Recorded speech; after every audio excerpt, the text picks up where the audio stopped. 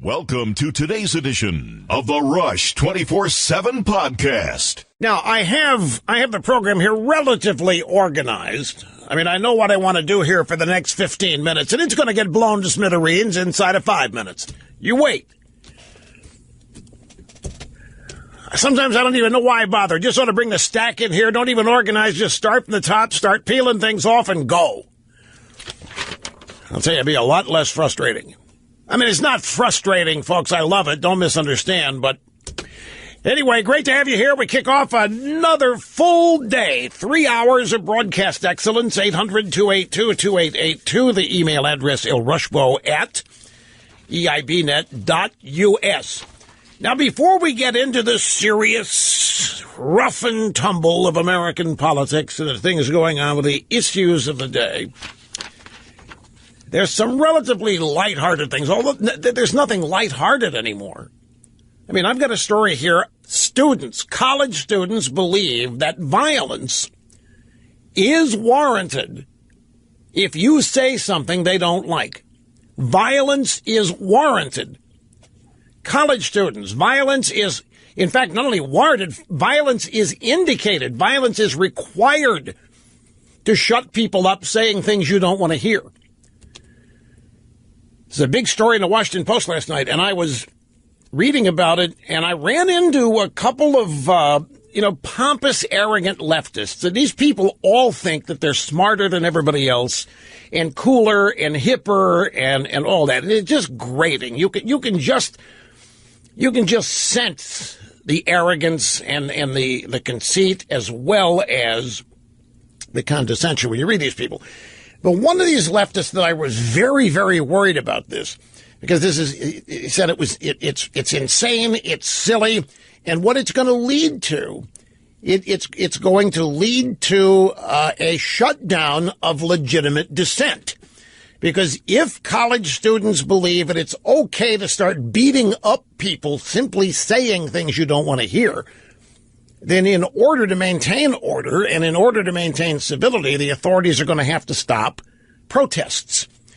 And if that were to happen, if the left were denied the opportunity to protest, one thing that would happen from that is the national mood would increase by 100%. Imagine if you could turn on the TV for a week and not see a bunch of malcontents running around, blowing up things, causing havoc, protesting, hating the country. Imagine the improvement in your mood.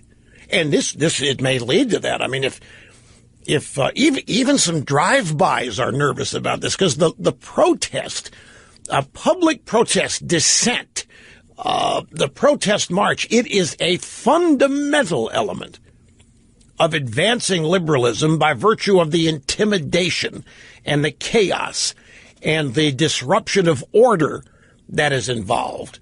And so even some leftists think that this has gone too far. You want to hear something really odd. And the extremes to which liberalism now is going, when there are no guardrails and when there are no controls, when there are no boundaries, listen to this. France, the nation of France. You see this? The nation of France is going to make wolf whistling and asking women for their phone number a criminal offense. Surveys show that virtually all French women have been harassed on the bus, on the subway, in taxicab, wherever you find public transportation. Women are subject to harassment in the street or elsewhere at some time, and it happens every day. Did you know this? That women are harassed every day. Asking a woman for her phone number, a criminal offense. And if a woman happens to walk by a construction project, there's some plumbers there, with the butt crack showing when they bend over, and then they wolf whistle at her, they might end up in jail. This is from the UK Sun. Wolf whistling is set to be banned in France as the government declares war on men hassling women in public. Under new plans, bugging women for their telephone numbers and following them could also be prohibited. The crackdown comes after surveys show virtually all French women have been harassed on public transport, in the street, or elsewhere at some time. Only a few countries, including Belgium and Portugal, have banned such behavior. I didn't know. Did you know that you... Yeah, I wasn't aware that Belgium and Portugal have banned such behavior. The UK and others have broader laws against harassment in general, but none so specific. Now, some lawyers believe men should only be prosecuted when police officers witness an offense. Others say that women should be able to file criminal lawsuits against offending wolf whistlers and offending requests for phone numbers.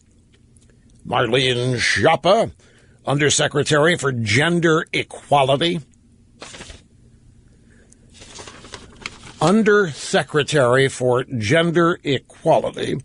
defended the plan, gave an example of behavior that would be illegal. She said, okay, so you are a woman in an underground train. I am a man. I follow you. You get off the train. I get off. You get on another train. I get on too. I ask you for your phone number. I ask again. I ask a third time. You feel oppressed. That is street harassment. Well, yeah, that's stalking. I totally understand that, but you ask for a woman for her phone number. I guess it doesn't include at bars, does it? It says public transport here, and the example the Undersecretary for Gender Equality gives is a subway circumstance, a subway scenario. I imagine everybody knows if you're in a bar, you're in there for one or two reasons. You're in there to consume adult beverages and to hook up, and so asking for a phone number might be crucial in a bar. And they might be willing to look the other way. But I don't know if the wolf whistle would be exempted in the bar.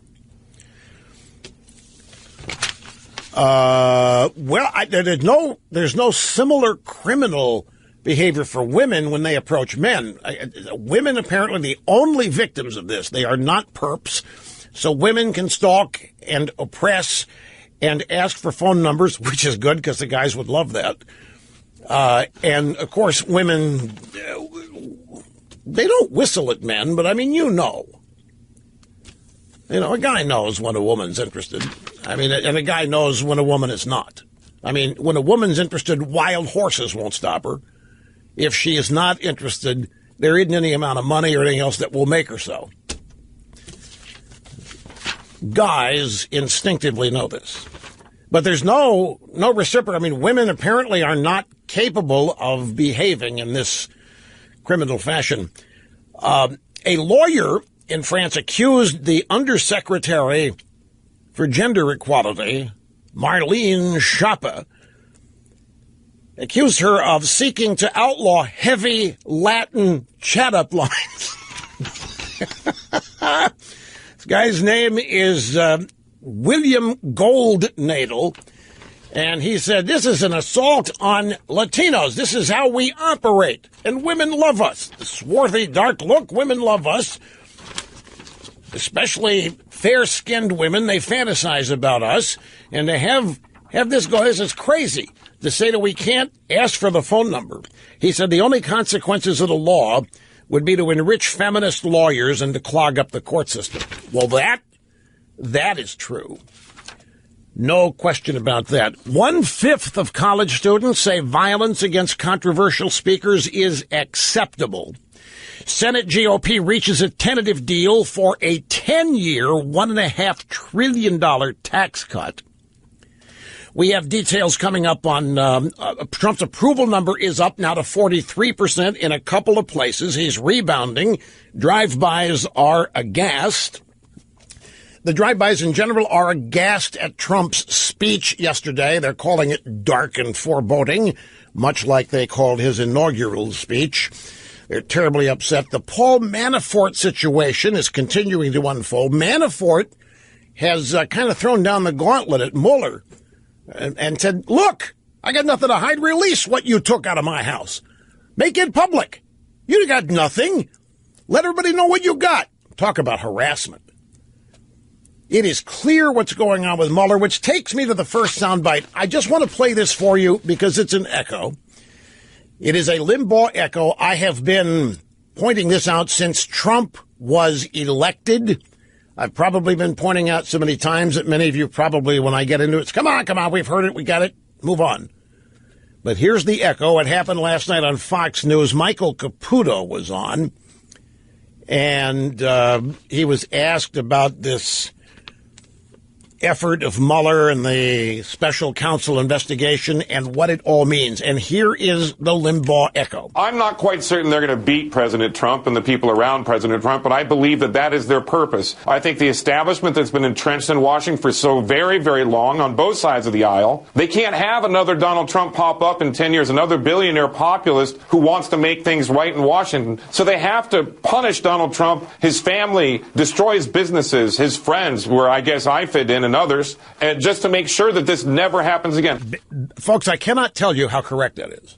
I can't. That is almost 100% of the motivation behind the Mueller investigation, the deep state leaks on supposed collusion between Trump and Russia. All of this is aimed at destroying Donald Trump and everybody with him, to send the signal to others who might be thinking of trying it, like Kid Rock. Don't even think about it, because we will destroy you too. I've tried to come up with various analogies to further explain and be persuasive on how this is actually structured and what it is. Searching for ways to explain just how elite and distant and removed from the rest of the country the Washington establishment is. It does comprise people of all parties, not just both, but all parties. It's made up of people who have certain university pedigrees. They are in certain vocations, and it is a very exclusive, very arrogant organization.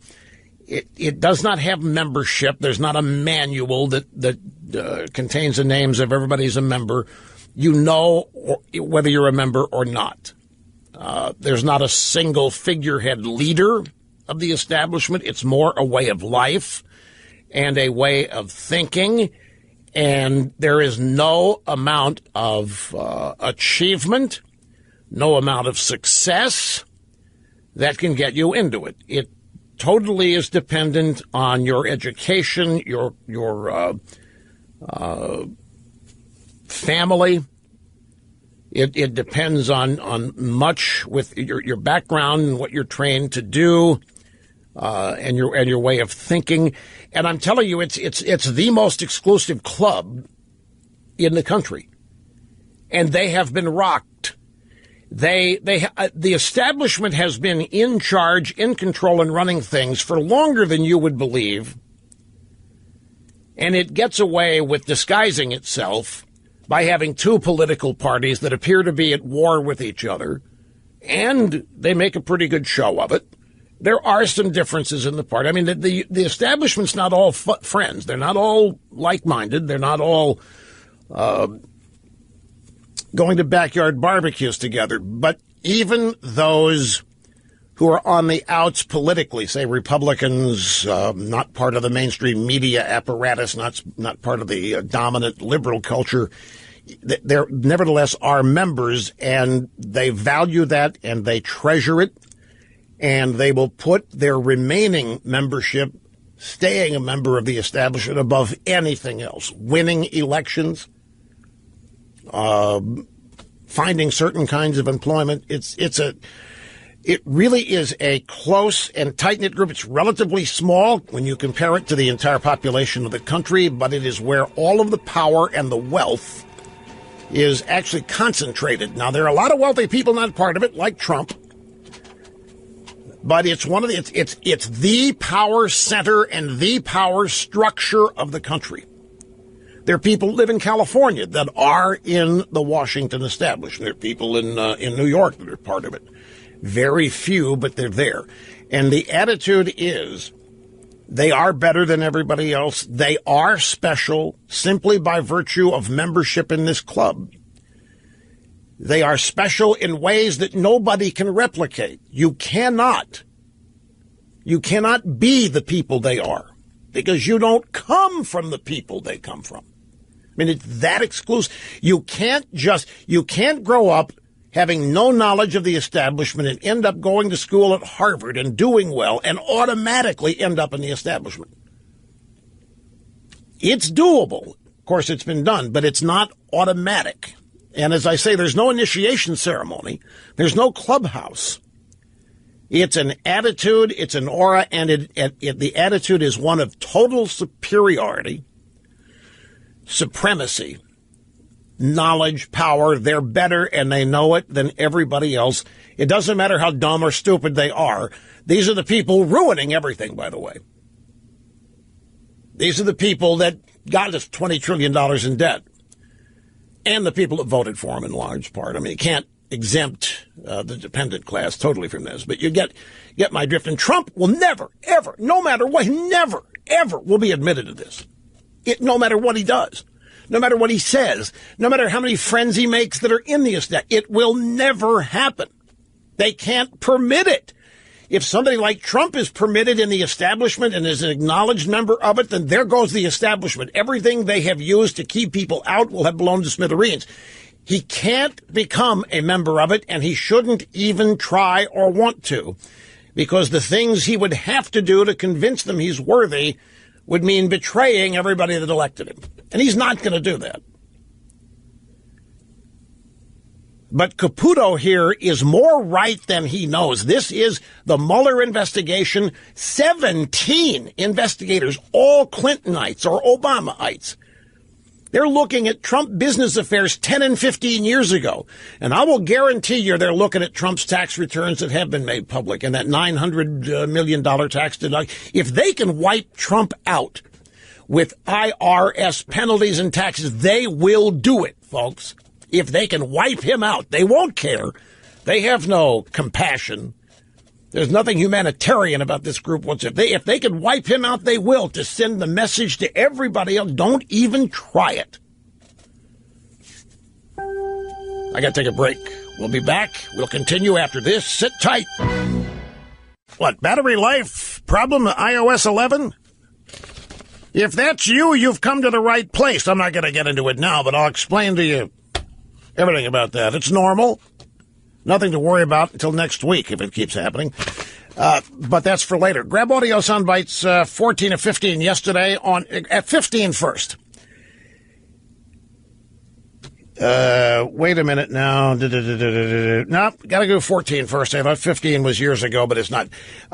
Hillary was on NPR Fresh Air yesterday afternoon, and the conversation, the host was Terry Gross. And she said that she might contest the election. I mean, it's lunatic. But here's what she said. Would you completely rule out questioning the legitimacy of this election if we learn that the Russian interference in the election is even deeper than we know now? No, I would not. I would say... You're not going to rule it out? No, I wouldn't rule it out. This woman, folks, is not all there. Obviously, she's now on her book tour, her excuse tour, which is embarrassing. Everybody, have you noticed the number of drive-bys and Democrats publicly saying, Hillary, pack it in. Hillary, take it somewhere where we can't see you. Stop it. You're not going to be the president. You're not going to be a nominee again. Stop it. You're hurting us. You're causing us big problems. We need a new face. We need a new body. We need a new hairdo. We need everything new. We can't have you continue. This is being said in a number of places. So that was yesterday during the day. Last night, she went on Colbert's show. And so what do you mean questioning the legitimacy of the election? There's no constitutional mechanism to question the election. What are you talking about? So as I say in the book, nobody's talking about contesting the election, including me.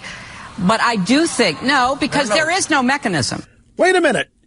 Earlier in the day, she told the NPR audience that she was considering contesting, even if there is no way, no matter what would be judged about the election, that she's going to be president. And if she's harboring that illusion, then it's better than we even thought that the woman lost. I mean, this is dangerous, dangerous psychological territory, and we are bearing witness to it here.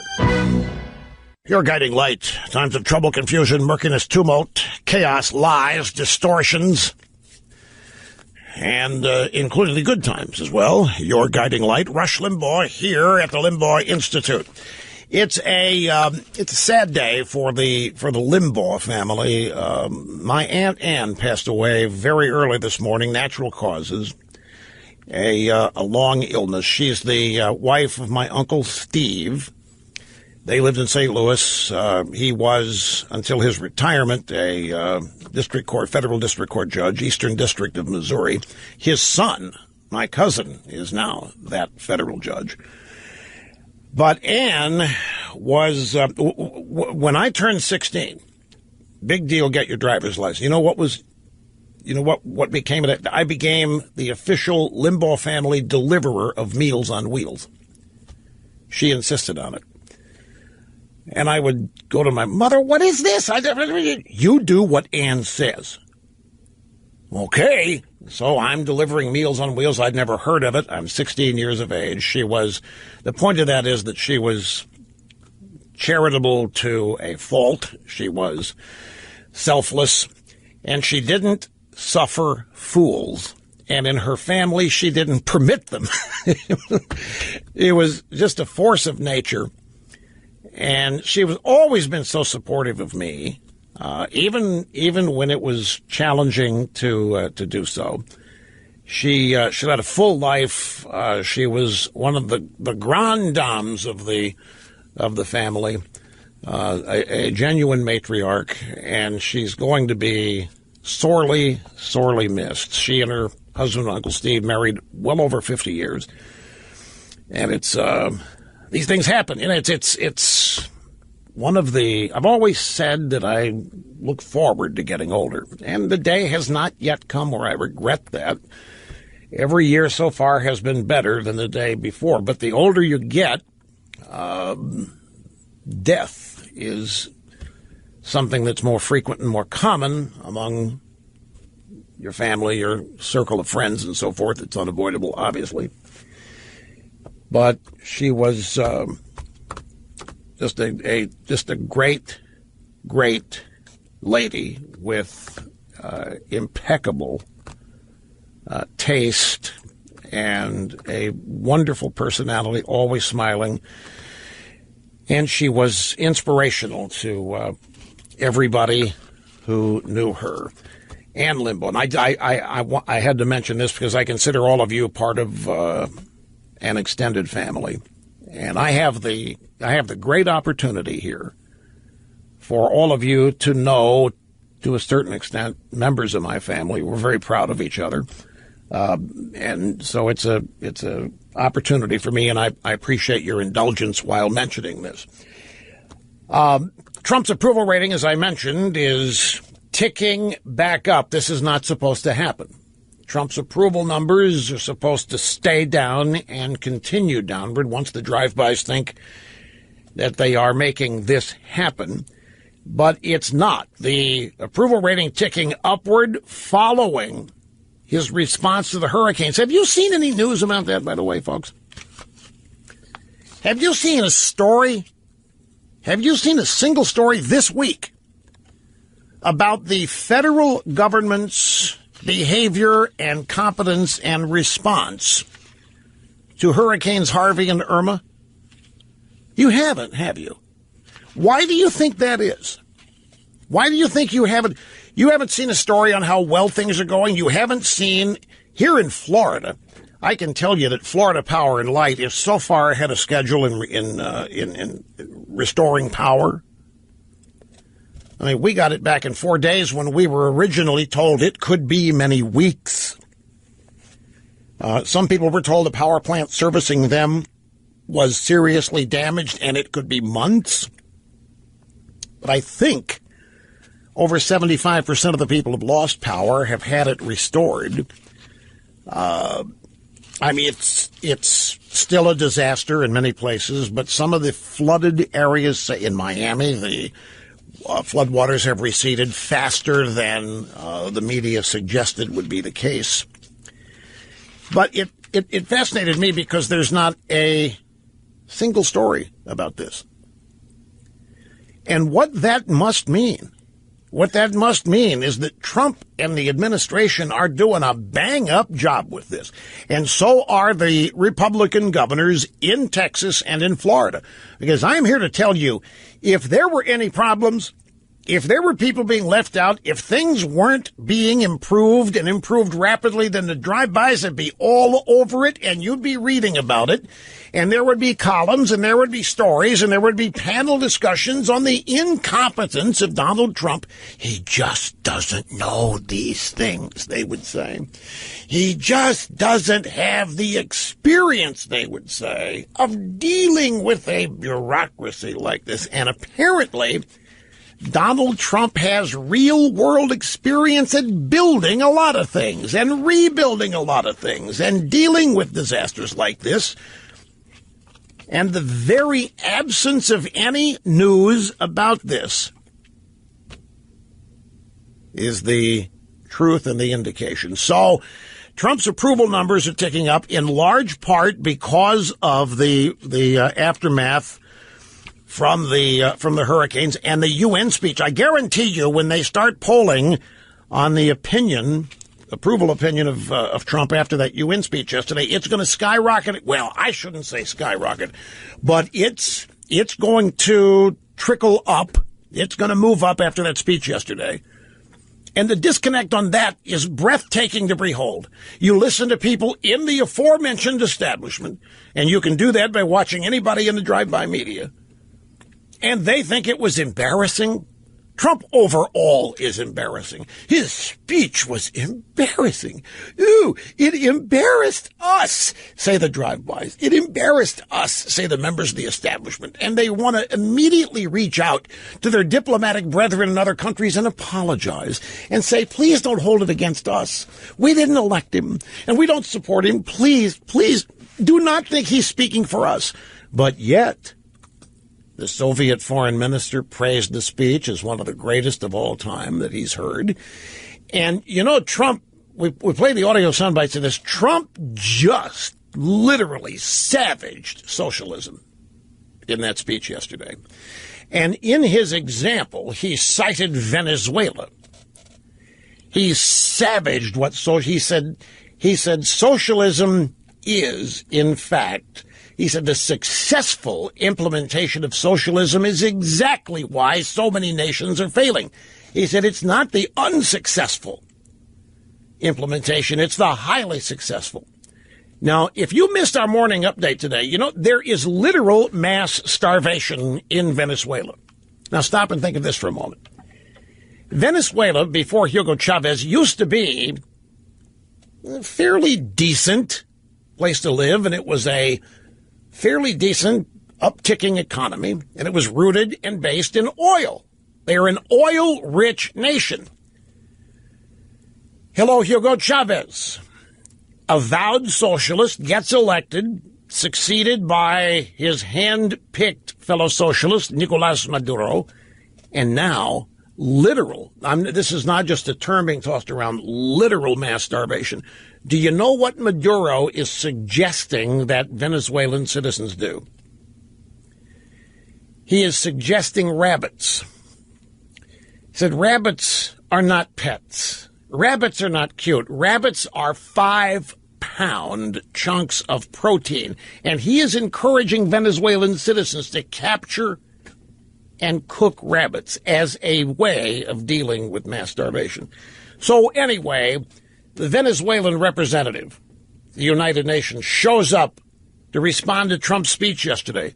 And he said, unknowingly, it's another indication of how out of step all these people on the left are.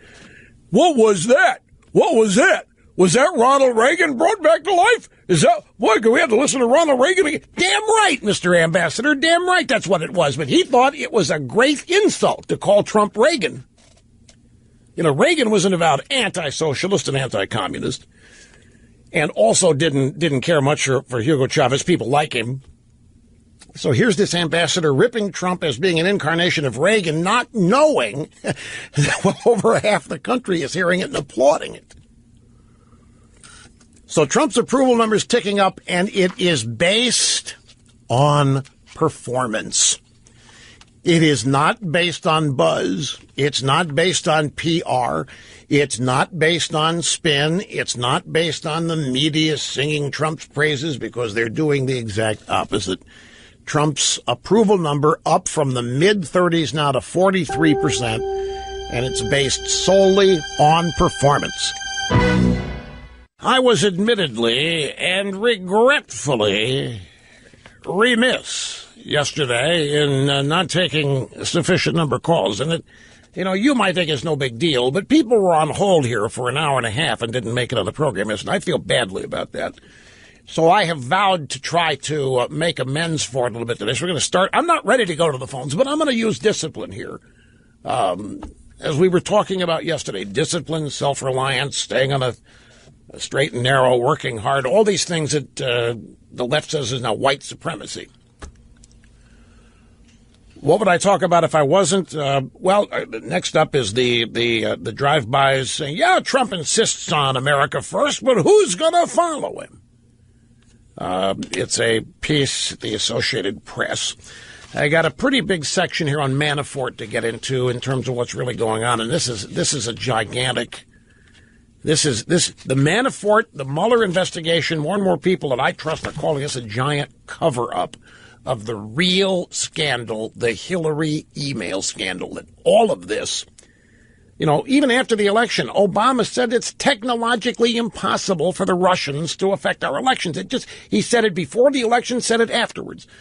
But shortly after he said that, 24 hours later, the Hillary camp starts blaming Russia.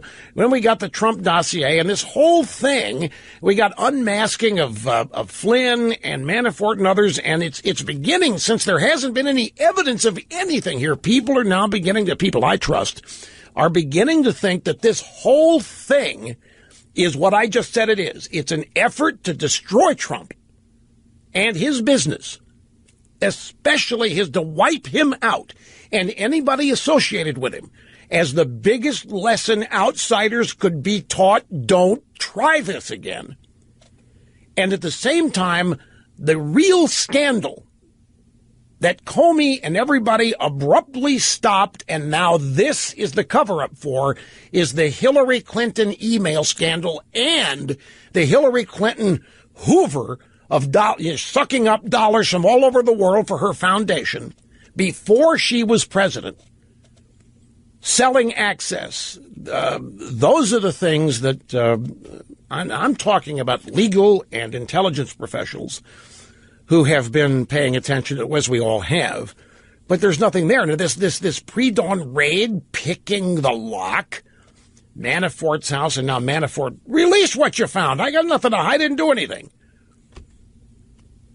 And I don't doubt for a minute whatever this is. I know it's an effort to destroy Trump. And I don't mean just destroy him reputationally. They are going to try to wipe him out, folks. That's what this all is. And everybody associated with him. And Caputo said it on Fox last night, one of his Warriors' close associates. The real cover-up is what was going on with the Clintons and Hillary and her email, and that cannot be permitted to be uncovered. That's how the establishment does stuff, and we're never to know. We are never to know that stuff. And we already know too much. And if you want to stay in the establishment, you're going to protect. Comey, you like being among us? Fine. Here's what's going to happen. Loretta Lynch, you want to hang on, have your reputation not destroyed? This is what you're going to do. But that's what I would have talked about. And see, I just did. I set the table for further discussion and still have time to be true to my discipline and commitment to get started on the phones. And we're going to Beaverton, Oregon. Mary, you're first. Welcome to the program. Thank you, Rush. Very much appreciate it. You did a brilliant job just now of laying out a number of issues that we should be investigating right now. Jeff Sessions, could you, by any chance, pick up the courtesy telephone and start doing your job. What is your complaint? Well, he appears to have recused himself of everything but immigration, every part of the job. What have we learned since July 5th, Rush, about the investigation, the FBI investigation of Hillary Clinton? Well, I said July 5th we needed a special prosecutor to investigate the investigation. It's only gotten how much more data has come out since then? Then we've got the unmasking. You listed a bunch of them, Rush. let me ask you a question. What's he doing? Does he know that the Department of Justice reports to him? And lest we forget, 2 weeks ago, do you remember the FBI's response when they refused to turn over any more information about the Clinton email investigation? Yeah, they said we didn't think anybody cared. And that's under Jeff Sessions' Department of Justice. Well, what is going on? And you know what, still Rush? wait. Now, I understand the beef. It is the Jeff Sessions DOJ. Actually, it was Trump DOJ. I hope I'm wrong. But I am now led to two conclusions. One of two conclusions. I just want to either completely incompetent. Completely incompetent, or God forbid, J.F. Comey and the boys have something on him, and he knows. I'm told that offends women. I want to ask you a question before time expires here. Are you there? Testing. Hello. I'm here. Okay. Were you offended by my wolf whistle? No. Okay. It's going to take a lot more than that to offend me, Rush. What about if I asked you for your phone number, even though we already have it here because of caller ID? Well, you already have it, so no. Did you happen to see Fox News last night? Greg Jarrett, who's I read his op-ed yesterday. Yes, I was standing up and cheering. Greg Jarrett thinks that Sessions should resign for incompetence. And I wondered if you had seen that as a some of the ammo that's in your call here. Rush, when that op-ed was published, I woke up to a number of emails because my friends know how I feel about this, and they said, this guy just read every point you've been making. He just wrote it out. He hit it out of the park with that. Where are you, Jeff Sessions? He needs to understand something. If people cannot trust the Department of Justice, and I have zero trust for them right now, the corruption is rife, up and down. Right. If we can't trust that, Rush, kiss democracy goodbye. Why? Ditto. Absolutely. DOJ is supposed to be exactly what it is, the Department of Justice. Well, look, Mary, I appreciate the phone call. I'm going to have to react to this later. I'm out of time here in this brief segment, but I'm glad and I applaud your ability to say what you had to say briefly and concisely. Very good. We'll be back here in a second. Fastest 3 hours in media. That's it for the first hour. As I say, we're going to do some explaining of the Manafort situation. Gene Shaheen in New Hampshire claims that Russia was the reason a bunch of dreamers protested Nancy Pelosi. It's too funny. We'll be back. Meeting and surpassing all audience expectations every day. I'm Rush Limbaugh, America's real anchorman. And also the Doctor of Democracy and America's truth detector. Our telephone number is 800-282-2882. Want to be on a program? Email address lrushbo@eibnet.us. I'm watching Obama. Obama is in New York. The UN is there. Bill Clinton used to always go to New York when the UN was there. A lot of babes. Clinton had the Clinton Global Initiative, which was an intended babe magnet thing, and a fundraising effort disguised as a charitable outfit. And now Obama's doing this. It's amazing when the world gathers in New York on UN week. It attracts a lot of people. And Obama's making a speech at some organization called Goalkeepers. Cookie, I don't need any sound bites from it. I just want to tell you one thing he said and the reaction to it, which I was surprised. Now, he's got a friendly audience there. I don't know what Goalkeepers is, but I could guess. It's not hockey. It's probably about living a solid life, meeting and making goals, and sticking to it, achieving them, accomplishing them, even if it is the government supporting you. But Obama said that we live in times that everybody seems to be upset by. Everybody's on edge. Everybody's nervous. And he said he used to tell his staff in the White House all the time, and his family, that was a silly outlook, that there was every reason in the world to be optimistic. No reaction from the crowd at all. Normally, optimism is an applause line. No reaction at all. And then I think he was expecting some reaction, didn't get, so he went on. And he said, I know, it may sound strange to you, but I firmly believe it. He said, if you look at America today, it's better than at any time in our history. It's better than 50 years ago. It's better than it was 30 years ago. No applause. None. Dead silence. Hear a pin drop. It's better than it was 20 years ago. America's even better today than it was 10 years ago. Still, no audience reaction whatsoever.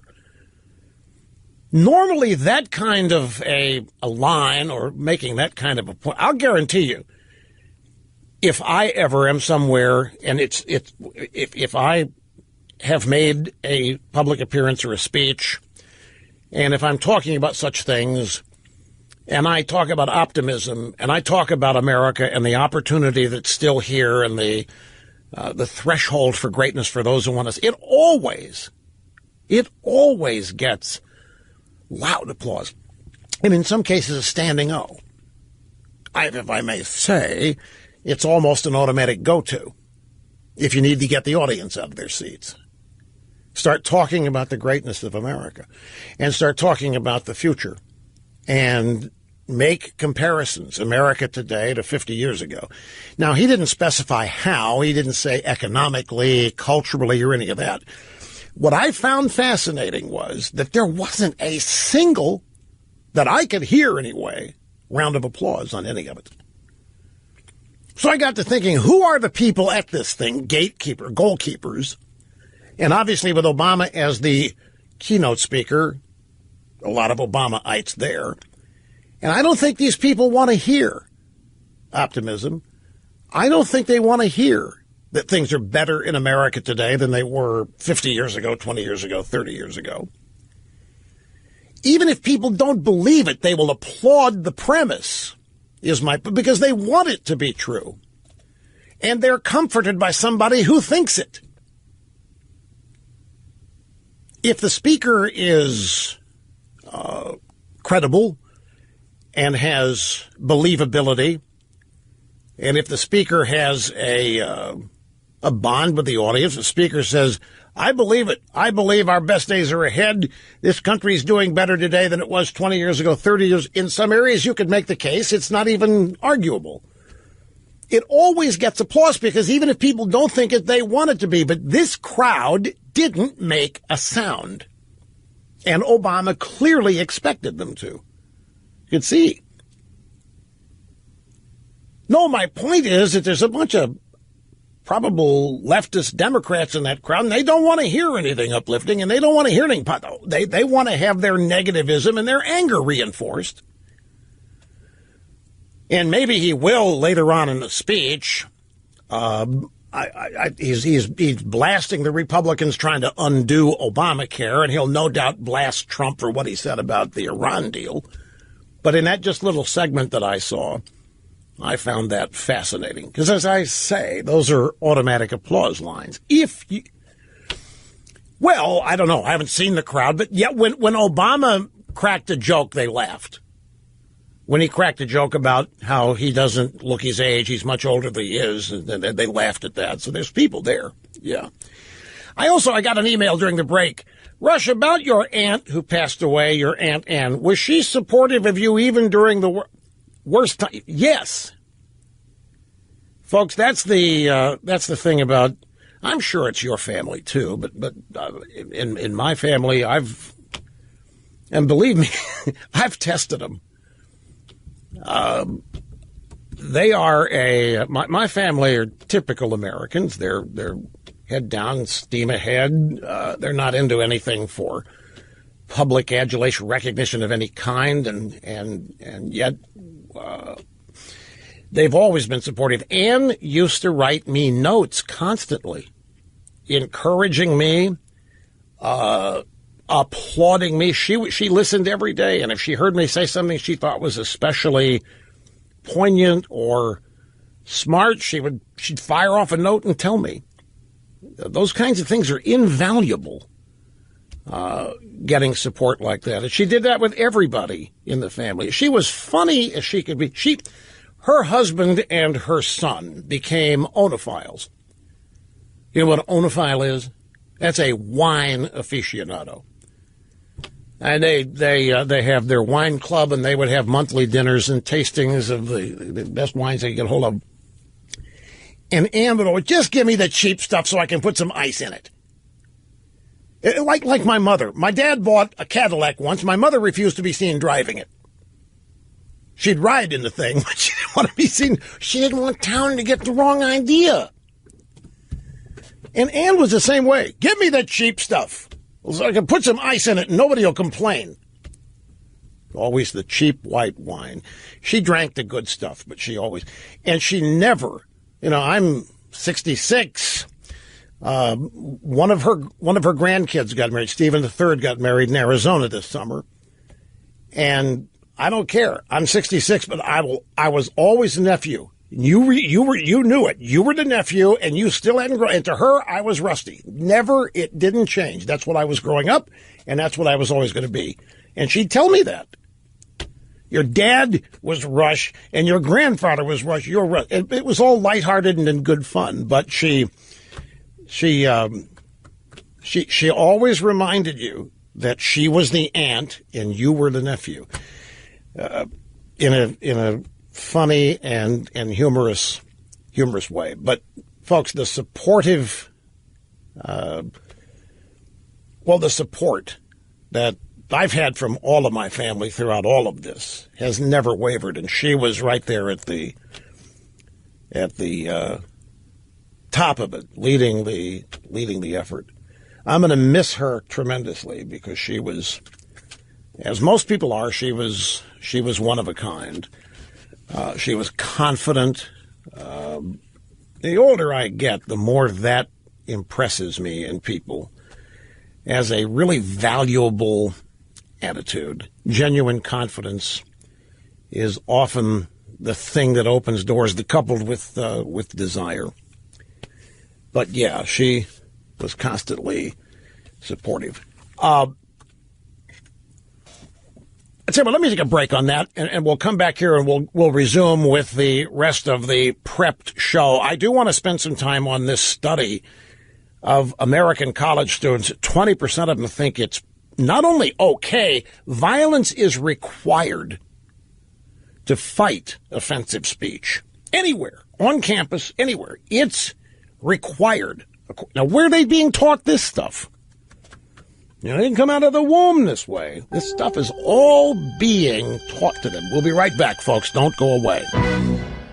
Okay, this goalkeepers thing where Obama's speaking, it's a Bill and Melinda Gates deal. It's the Bill and Melinda Gates inaugural Goalkeepers. It's an event dedicated to accelerating world progress. Of course it is. Mosquito nets for everybody.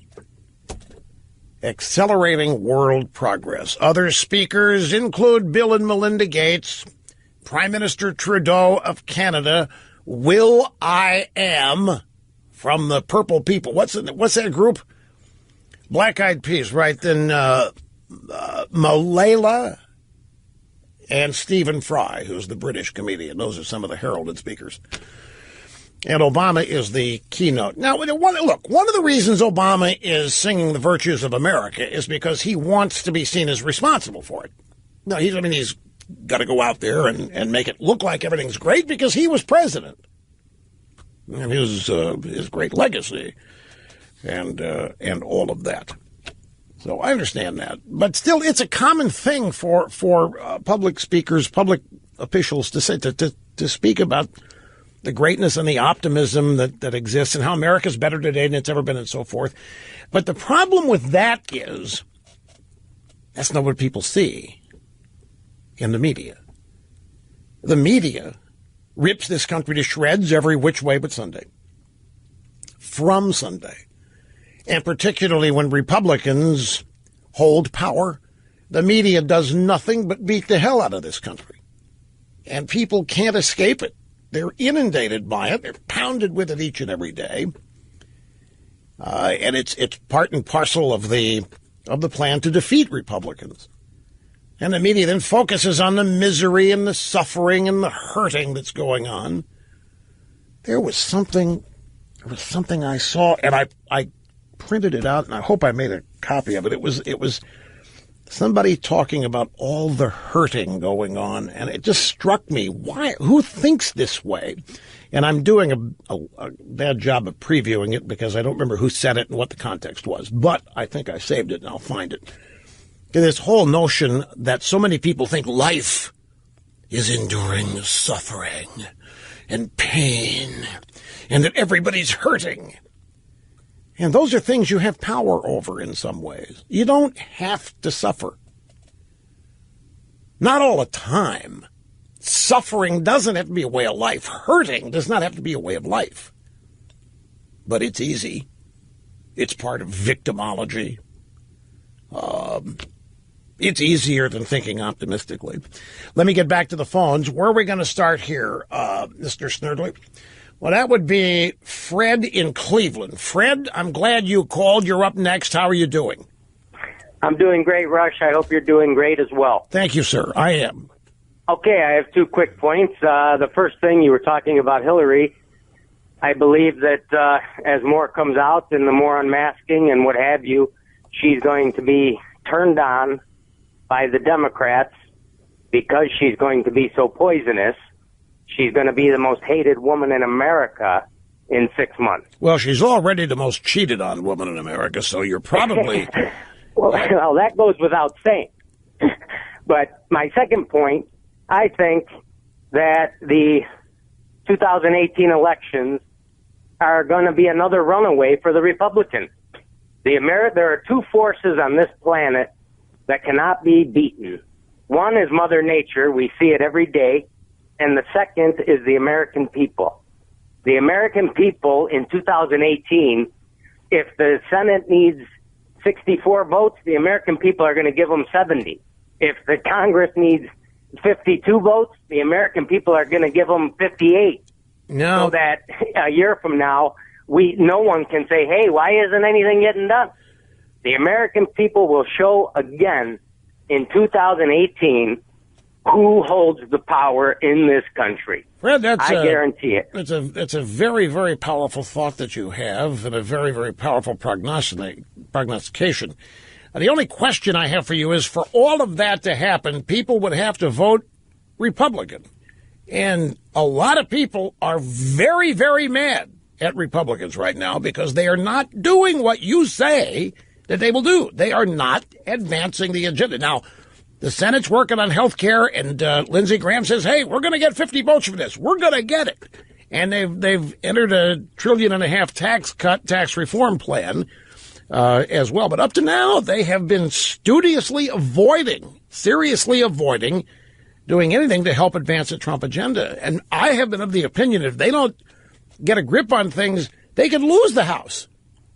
Not because people are going to vote for Democrats. People don't like the Democrats either. The reason Republicans have been winning is Donald Trump, and people are fed up with Democrats. But it's not that people have been voting for Republicans, because Republicans have not been honest. They've been promising and not delivering. And as long as the Democrats continue to be more disgusting and disliked than Republicans, the Republicans are going to win. But it need not be this way. It could be the way you're describing if they would just, for 3 months, try to get some of this stuff done. It would be nobody would have ever seen anything like it if they would, for 3 months, just try. Be serious about it. I agree, Rush. I think the American people are too smart. I don't think the Republicans could lose in 18, even if they try. This isn't about Republican Democrat. This is about giving Trump the power to push this country forward. And if Paul Ryan won't do it, if McConnell won't do it, then the American people will put 5 more Tea Party guys in there, or 5 more conservatives on the other side in there. You know what I mean? What can we do? Say, no, we're not going to vote, and then let some loser Democrats squeak by?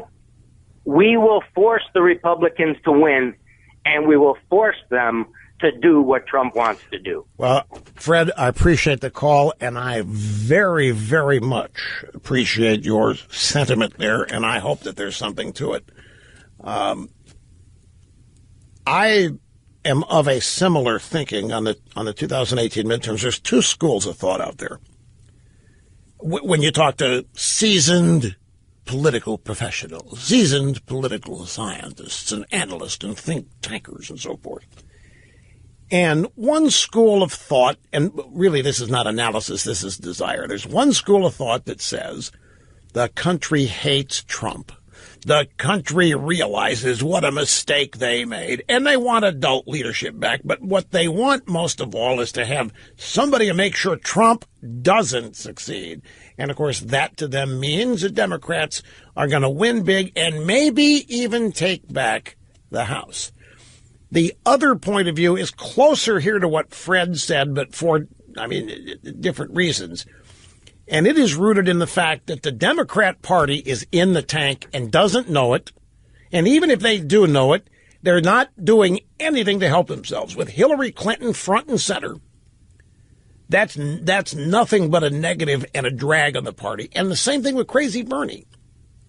And you might think, Crazy Bernie, they love crazy. Do they? You look where Crazy Bernie campaigned. Kimberly Strassel made this point. You look where Crazy Bernie campaigned in all these states that Trump, they say he just won by 40,000 votes or 70,000. If 70,000 votes had changed, it's always a Democrat lament. John Kerry, after 2004, if we'd have just won 55,000 votes in Ohio, I'd be praised. Yeah, but you didn't. And 55,000 is not an insignificant number. It's not a, close election at 55,000 votes. But they're saying that Crazy Bernie is the future of the party because the party's far left. But Crazy Bernie didn't. Outside of his own campaign, he had no coattails for anybody. Crazy Bernie didn't bring out anybody. Now, Crazy Bernie's voters were very angry at Hillary because Hillary had rigged the election against Crazy Bernie. But even at that, Crazy Bernie couldn't cause coattails.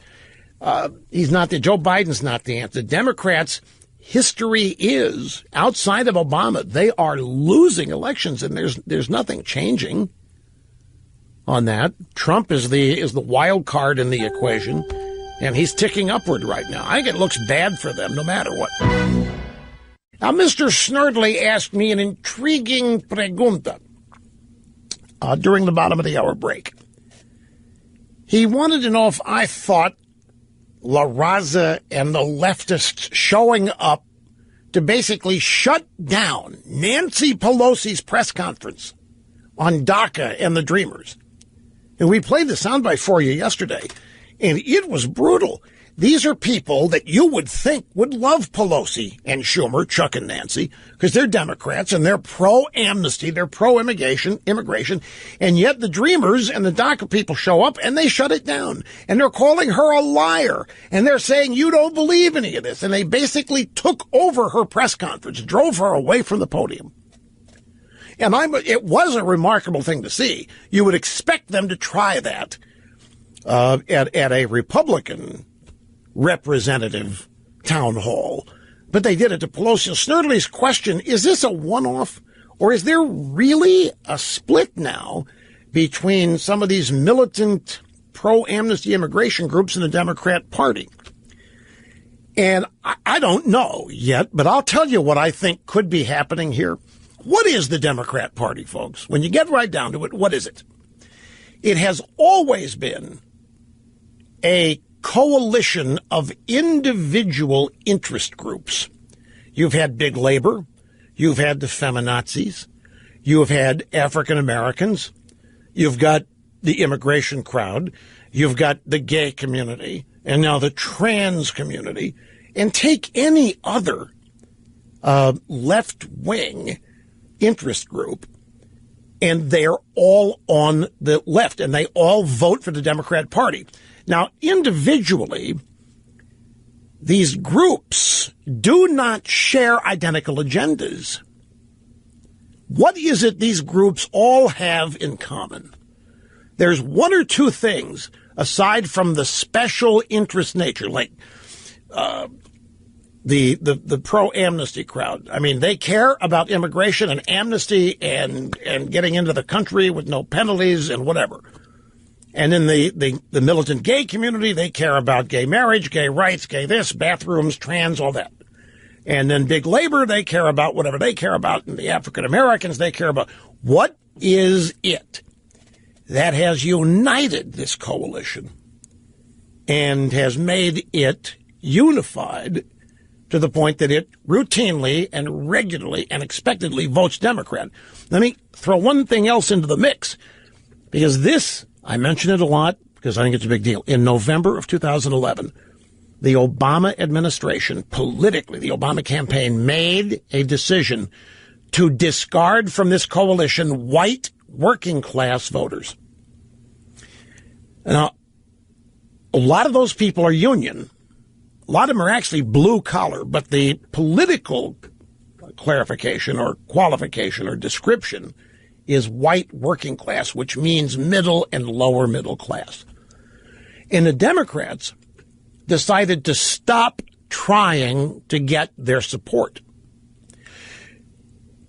The Democrats decided that their future was as the unifying clearinghouse for every minority group there is. Minority groups that we know, minority groups we've never heard of, minority groups that are going to be created. Well, no group that's made up of white people can ever be considered a minority. The Democrats thought it would be a problem if they had to have a message that appealed to white working class voters that also appealed to all these other various coalitions, the African Americans, the Hispanics, the gays and lesbians and the trans. So they did it via a newspaper column. One of the accredited columnists, Thomas B. Edsall, used to be at the Washington Post, now is basically a campaign advisor. Democrats wrote the piece, and that was the official announcement in November 2011. The Democrats were casting aside white working class voters. Guess who scooped them up, by the way? That would be the Trumpster. Trump scooped them up. The Democrats have lost elections before that. They've lost elections ever since they did that.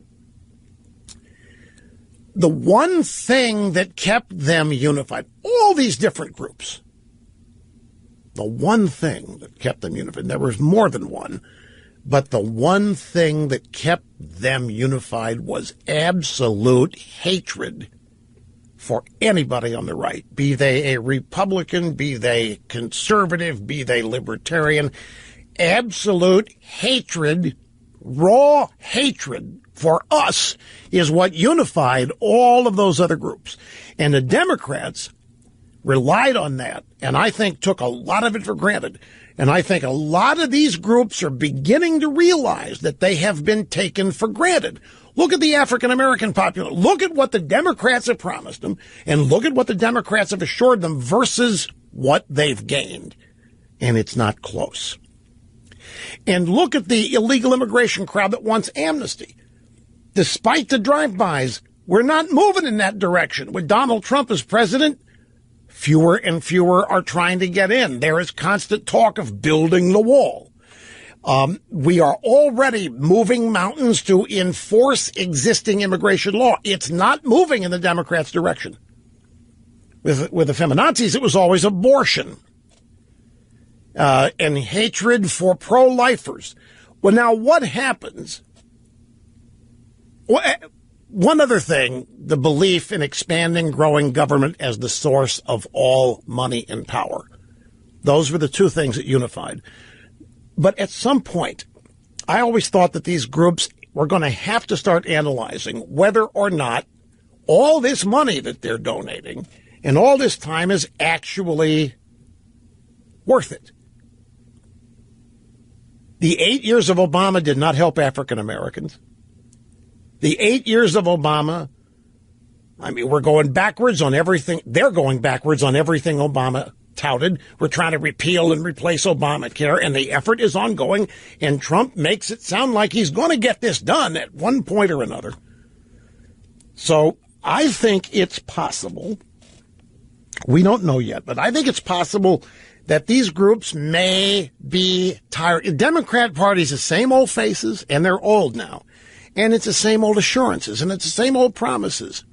But they're not able to keep them. And so I think some of these groups are getting frustrated with the lack of progress despite all the money they're donating and all the time they're giving. I mean, look at them. They're protesting. They are rioting, and it isn't changing anything. Nothing is getting better for them as far as they're concerned. And who are they relying on to make it all better? The Democrat Party. So while with the immigration crowd, the dreamers that showed up at Pelosi's event, whether that's a one-off or not, time will tell. But I think the Democrats are in more trouble on this score than anybody's willing to acknowledge, because this is a party that's getting older and weaker and smaller. They're fundraising. Their fundraising at the national level is so far behind the RNC, it's amazing. And the Republicans, believe me, are not loved and adored by their supporters. They could be making such progress in the face of all this. And it's an opportunity being blown. I really think we had a story yesterday or the day before, somebody positing that we might, because of Trump and because he's got no ideological grounding and he'll go wherever he has to go to succeed. He'll go wherever he has to go on the political spectrum to make something work, get something done. This guy theorized we could be witnessing what nobody ever thought possible, and that is the actual dissolution of the dominance of our politics by two political parties. Now, if that's happening, that's not going to happen overnight either, because there's no third party to replace yet. But what if Trump decided to go that way? What if somebody who has the ability to draw votes and to influence people like Trump does decided to go that way? So we're really in some unknown territory here with a lot of distinct possibilities, and the possible evaporation and breakdown of the entire political system that we've all had throughout our whole lives. But the Democrats are in trouble. So are the Republicans, folks.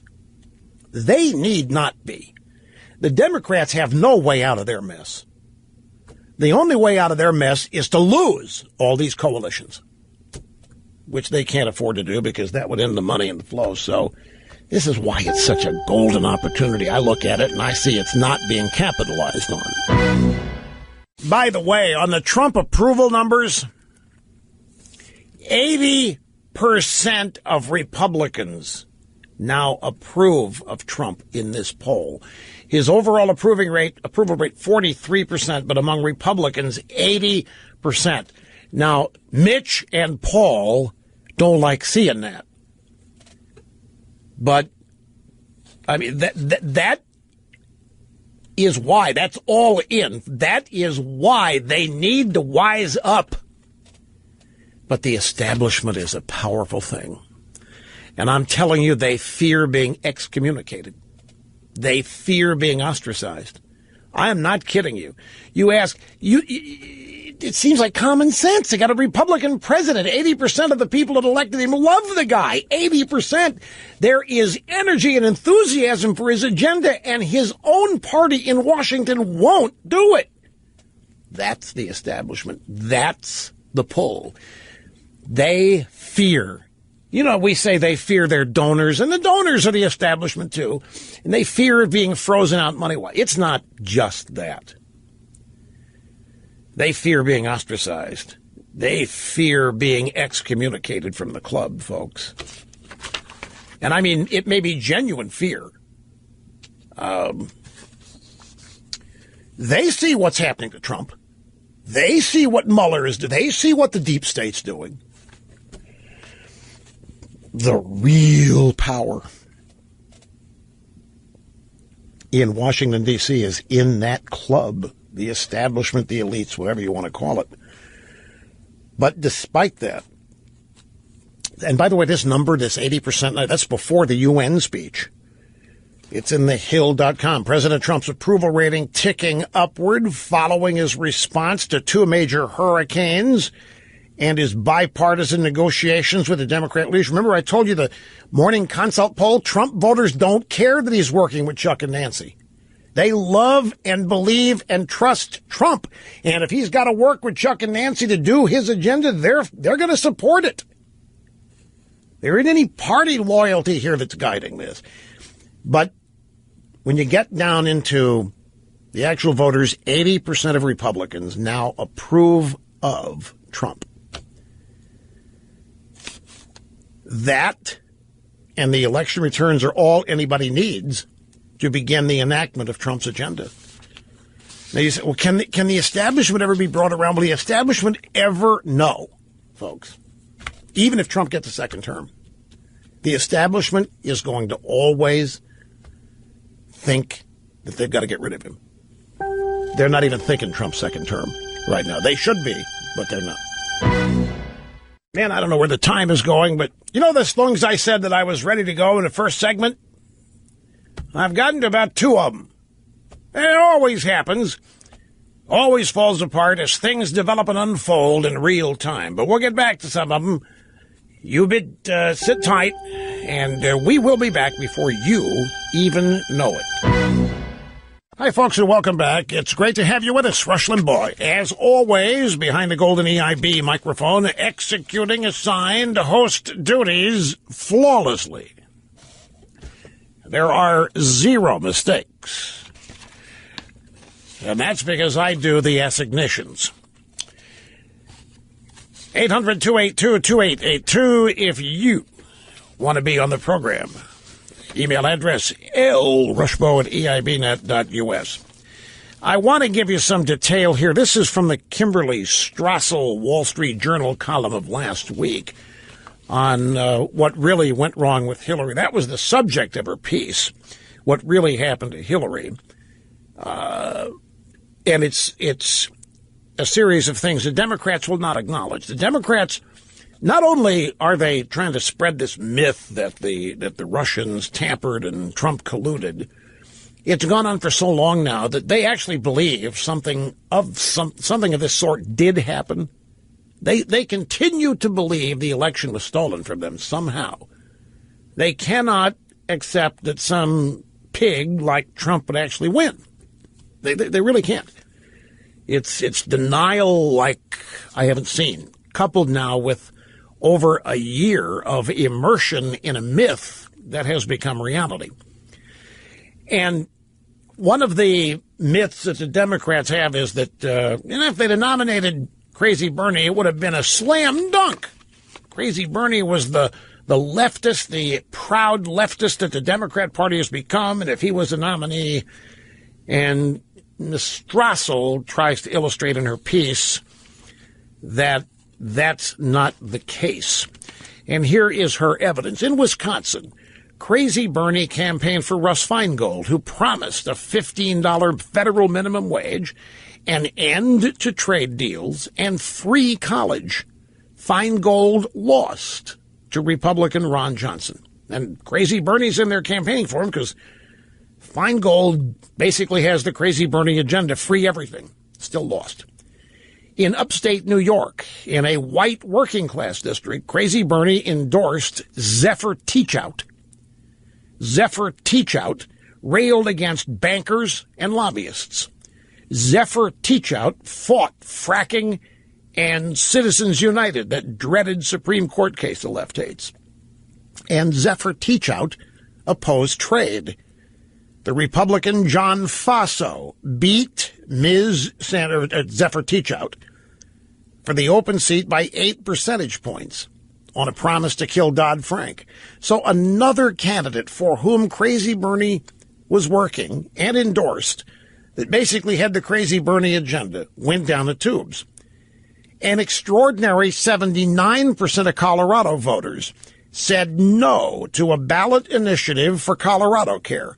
That's the state version of Crazy Bernie's universal health care proposal. This is a state that Hillary won, and Crazy Bernie had 79% of voters vote against his idea. The point here is that if they think Crazy Bernie would have won because he had all these coats, he didn't.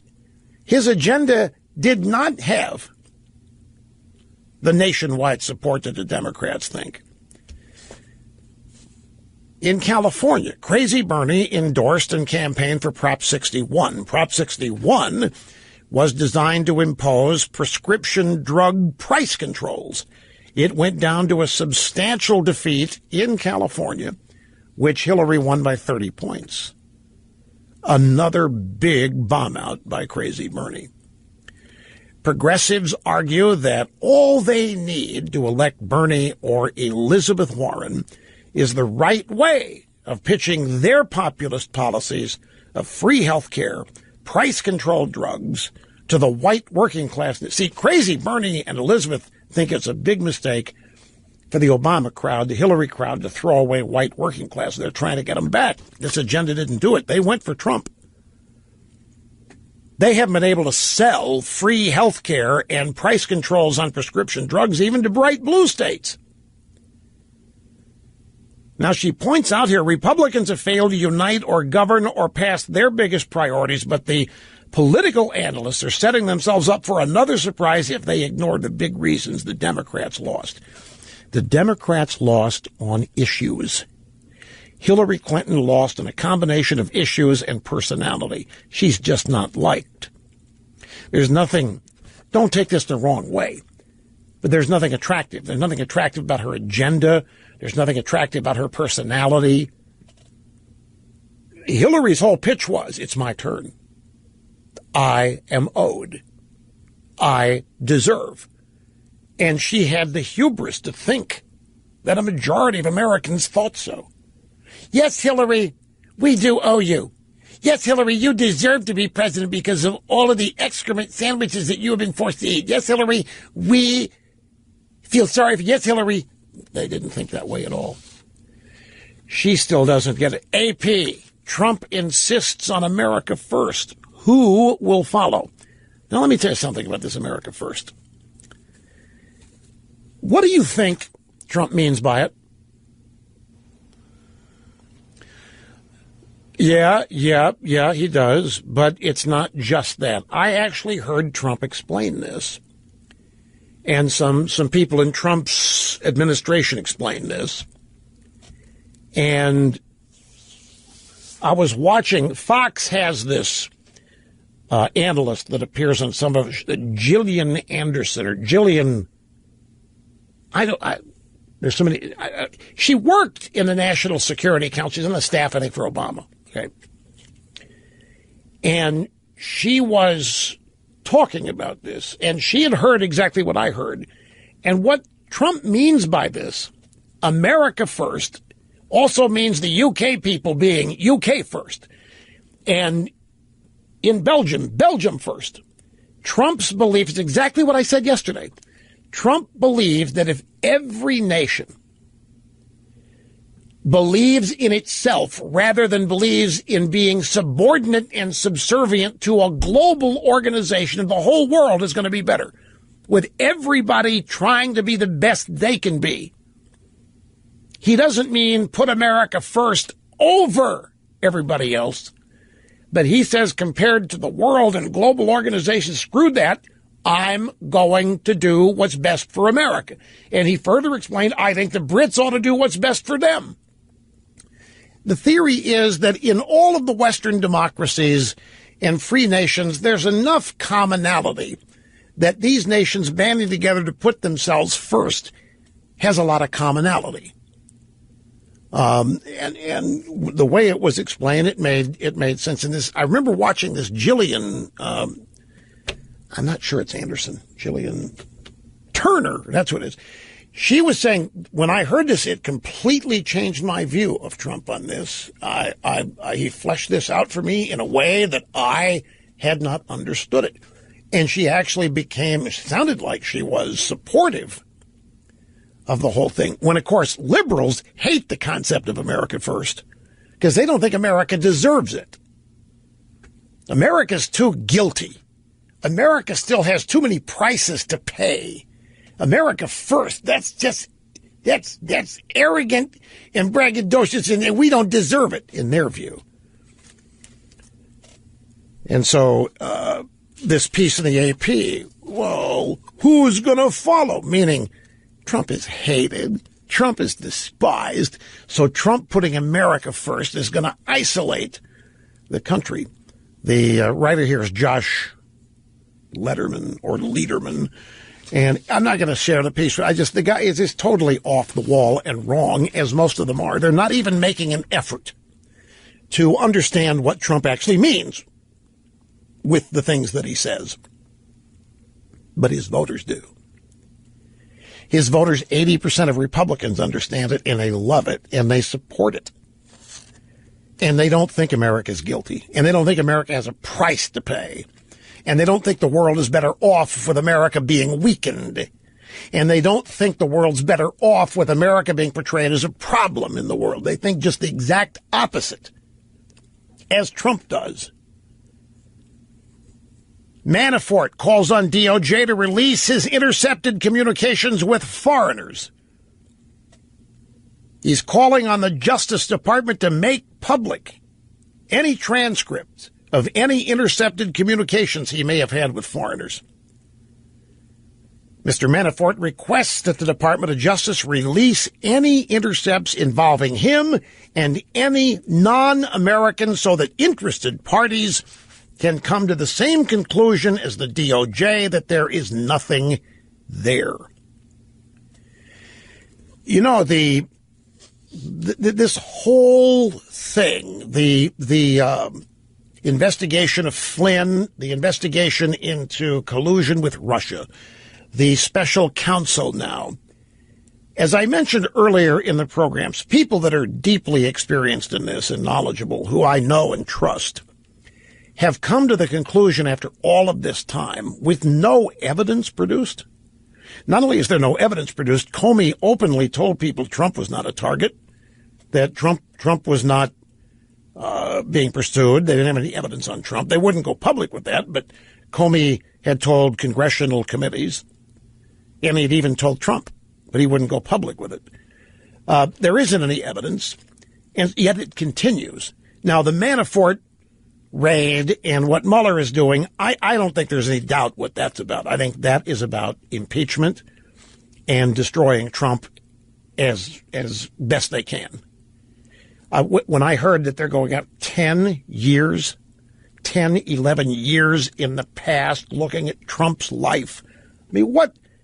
He's only been running for office since 2015. That's 2 years. What's 10 years? Well, that's Trump businesses. That's Trump tax returns. That's Trump this, Trump this. I have no doubt that they are trying to wipe him out. And they're not going to stop until they have enough they think they can do it. And they're trying to put pressure on people like Manafort to flip. Manafort has been told, by the way, that he's going to be indicted. That's designed to intimidate and frighten him and to get him to accept a deal where he would flip for immunity. But it doesn't sound like he's there yet. He's demanding, you release what you found. I got nothing to hide. I didn't do anything. At the top of this pyramid that has permitted all this to happen is that bogus Trump dossier. Now, whether or not they knew, from John Brennan, Obama's CIA guy, James Clapper, the national security guy under Obama, whether they knew at the time that it was fake and made up, or whether they accepted it as real, doesn't matter. They have acted on it as the foundation and basis to investigate Trump and his relationship and people with him and relationship to Russia. It has formed the basis. Then they fall back, well, we got this. Well, we can't ignore this. Look what this thing says. Yeah, but it's made up. It isn't true. A bunch of Clinton donors paid for the thing. Doesn't matter. It says what it says. And we are responsible intelligence agency people, and we must investigate it. It's provided the basis for all of this. And it is bogus. There is a terrific column today by Holman Jenkins in the Wall Street Journal, and I want to share with you relevant pull quotes. Mr. Mueller's recent apparent diversion into Trump business history and or the tax practices of Paul Manafort, not just a hallmark of a special counsel fishing expedition. This is a diversion from glaring matters at hand. In other words, this is a cover-up. They're trying to hide. They're trying to get everybody looking at this and not notice what really went on that's criminal. Did FBI Director Comey, as he told a congressional committee, did he intervene in the Hillary email matter in response to likely planted Russian intelligence, setting off the chain reaction that may have shifted votes to the last minute to Trump? You remember this? There was an email that turns out to have been planted by the Russians. Now I'm having a mental block on what the email is. Something to do with Loretta Lynch. Anyway, it was obviously bogus, but Comey chose to believe it at first and intervened in the Hillary email matter in response to this planted email intelligence. And Jenkins says, did this set off a chain reaction that may have gotten votes for Trump? The story of Comey's reliance on possible Russian intelligence disinformation, the email, was widely reported to the Washington Post, CNN, and others, and then it was dropped. No, this doesn't mean Russia picked our president, if that's the knowledge Mueller and some in the media think the American people need to be protected from. It means that Mr. Comey and our blundering intelligence agencies, in their efforts to keep Trump out of the White House, may inadvertently have helped him win it. What's been going on ever since smells like a cover-up, Mr. Jenkins writes. Remember to Mr. Comey, Mr. Brennan, James Clapper, Trump was a buffoonish, irresponsible candidate. He was also certain to lose to Team Obama. The threat that needed to be contained before Election Day was not Russian meddling. The threat that needed to be contained was the Hillary email investigation. This is such a good point.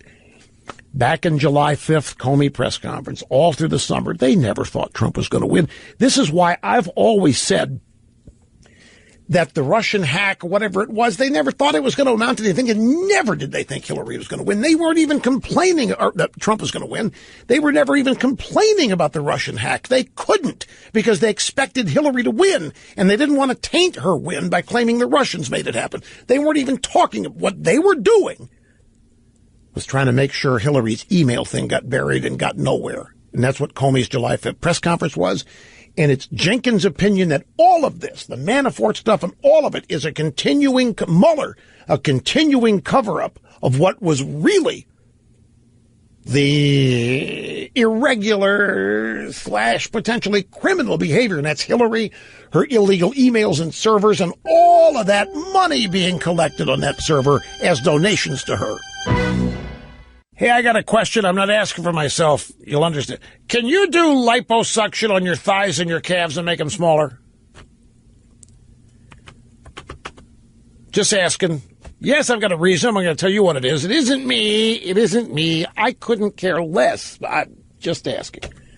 And now my friend. Oh, the email that Comey fell for. Remember this? It was an email that said Loretta Lynch had leaned on the DOJ to drop the Hillary investigation. It was a Russian-planted email, supposedly Russian intelligence, that Comey believed when everybody else thought it was bogus. And he acted on it in a way, combined with her meeting with Clinton on the tarmac in Phoenix, to basically take over the AG job, where the Hillary email investigation was concerned. That's what it was. Now, here's Hudson in Normal, Illinois. Hudson, great to have you on the program. Hi. Rush, to your point about Democrats trying to divide groups, this is an observation about dividing males from females. Okay. Last night, I watched MSNBC, Election Night 2016, and I noticed two things to that point. Number one, at Hillary's event, when you would usually see them in groups of 4, 5, or 6. They were generally unattractive, but that's not really my point. But they were rarely with guys. And if you looked at the women at the Trump event, you frequently saw a woman with a man. And it's, that's quite a stark difference. And then I realized, well, we know that married women vote far more conservatively than single women.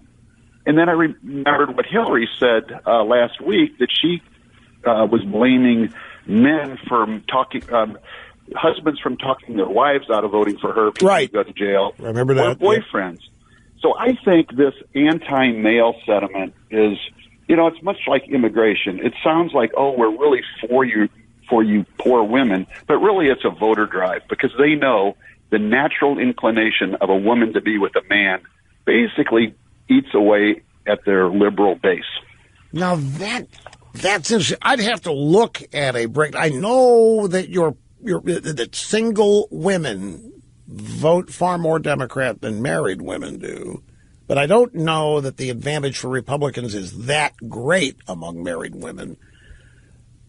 But your observation that women at the Hillary rally were in groups of 5 or 6 with no men, and the opposite at the Trump rally, that's not hard to explain.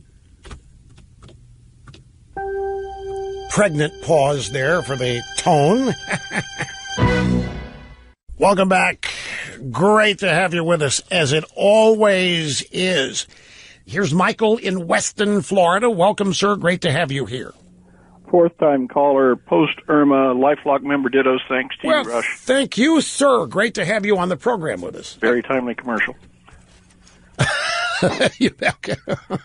Rush, I've got 3 topics in ascending order of importance. If you would like to go over them with me. Go for it. One's political. Second one is making the host look good, and the third one is education. All right. In the political, a couple of weeks ago, you started talking about the media's attack on the Trump voter and maybe trying to cost him voters. But I didn't vote for Trump in the beginning or in the first election out of principal objections and image objections and things like that. But if I had known how much it was going to drive the Democrats and the media crazy, I would have voted for him, and I'm going to vote for him next time. Who did you vote for? Not that it matters. I'm just curious. I was a Cruz supporter, and because of, as I say, the issues with Trump, I didn't vote for any presidential candidate. Right, okay. So, but now you would. Now I will. Now you would. Now, is it just because he irritates the left so much, or are there no, he's on the right. He's on the right track about a lot of things. His speech yesterday was brilliant.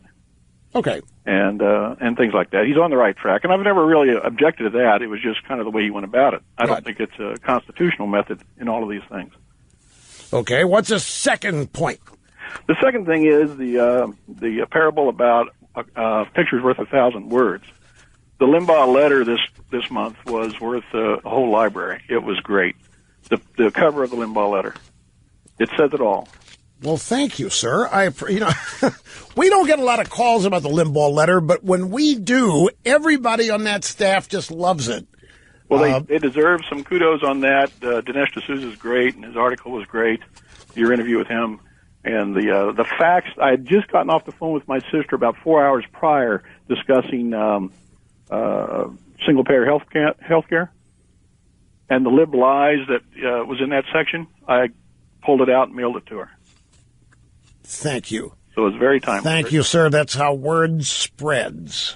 The Limbaugh letter is 16. People don't know how difficult that is. Because look at 15 hours a week here on the radio that is then reproduced on the website. And yet here's this 16-page monthly publication that's now gone digital. What do you do to put things in it that haven't been said? It's a monthly challenge, and the people that put that together are excellent at it. Yes, I agree. It's a good magazine. And of course, they follow my example. That's why it's great. But really, in all candor, it is 15 hours a week. What is there not said? It turns out a lot. And the newsletter is the repository for it. So I'm really flattered that you mentioned that. Well, whoever had the cover, that was brilliant. Well, now, you said Dinesh. That's 2 issues ago. Which cover are you talking about? The cover of the Republican elephant refusing to take the shovel. Oh, yeah. You should have seen the original. The original. Brian, hold that back up again. Oh, okay. Yeah, he's going to bring it in. Yeah, this was the donkey is buried. Let me hold it up on this side. And Brian can, you brought it in. We can switch on the side camera so people get a shot at this. Well, let me add to that, Rush, if I may. Go right ahead. Well, I'm just saying that your observation about what the Republicans are doing to themselves is spot on. I didn't vote for Trump out of principle, and I'm sure as heck not going to vote for a Republican like McConnell or Ryan out of principle either. They better get their act in gear. So you're not happy with them? That's an understatement, and I won't say more than that. All right. Well, you have been you've been exceptional here today. Well, I've got one third point that's important. Oh, I thought that was the third point. McConnell. Okay, what's the third point? Last point's education. And you've talked about it on the air, you've talked about it in the magazine, but the educational system in the country, the university system and stuff is a disgrace. I give you, as a graduate thereof, the University of Missouri. Oh. And I'm a show-me state kind of guy. But it's disgusting. But anyway, I know you support Hillsdale College, and I do too.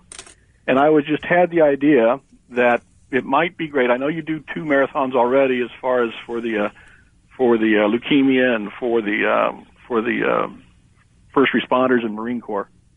But I really don't think your audience would mind too much if it was going to a worthy cause to have a third radiothon for education to support institutions like Hillsdale and their Barney charter schools. Right. I think that'd be great. And I challenge you that if you put it in place, I will match you dollar for dollar all the way up to $500. How about that? Okay. Well, we'll put that in a hopper. About the radiothons, we have given them a break for a while, and I'll tell you why. We're coming up on 30 years, and for 29, I think every year, they came to, every year, I have, there's no other way to put it, I've asked the audience to donate to something. And I got to the point where I said, I'm uncomfortable continuing to ask. Those that have contributed and want to continue, they know that leukemia is there, and if they want to continue to give, they can. But it comes under the umbrella that I just do not ever want to look at this audience as first a bunch of customers or donors or what have you, and I don't want to set this up to where this audience is judged on how charitable it is, because financial pressures are extensive out there. We've gone through a stagnant economy for 8 years with Obama, and even before that, it wasn't going great guns. And I just thought the audience needed a break, even though it's all voluntary. Just needed a break from being asked or cajoled or whatever to donate. Not saying that we won't return to it, but no. It's not like Jerry Lewis said that the muscular dystrophy. That was a whole different thing with him. He just got tired of. Or they wanted to change directions. This was just an active decision I made with all of you in mind. And after so many years that I thought we had pretty much got what we were going to get, even though the audience is growing. Maybe I misjudged it, but that was my thinking on it. You could always resume it. What do you mean a lot of pushback? You think Snerdley thinks I'm going to push back to reconstitute these things. Well, maybe we'll see. I'm very tough to reach, so even if there is pushback, I may not even be aware of it. Okay, we found some data here on the voting patterns of married and unmarried. Guess this is women. Let me make sure here. Single. I don't find women anywhere here in the description as a quick. But here's the numbers.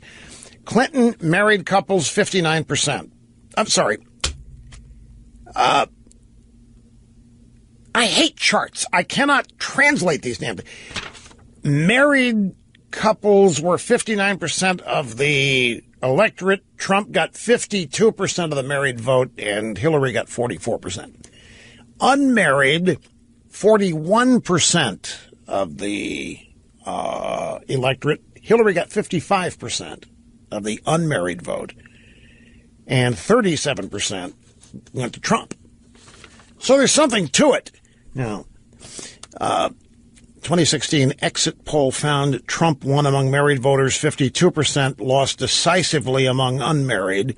The 26-point marriage gap in the 2016 electorate is large. In fact, it surpasses the 24-point gender gap found in the CNN exit poll. But this does not, it doesn't say it's women. It's just whether people are married or not. So the male-female break, if it's here, it's a chart, and I can't tell. The word woman is nowhere, anywhere on this page. So, but the caller had a point that unmarried women tend to vote Democrat, married women tend to vote Republican, and apparently it's borne out there. By the way, since I am holding here my formerly nicotine-stained fingers, the September issue of the Limbaugh letter, let me tell you, folks, we've got a new premium offer with a subscription to Rush.com, RushLimbaugh.com, our 24/7 website. And that is, we got a brand new tumbler, a brand new Tervis tumbler. It is the greatest tumbler we've ever made. That's free with a subscription.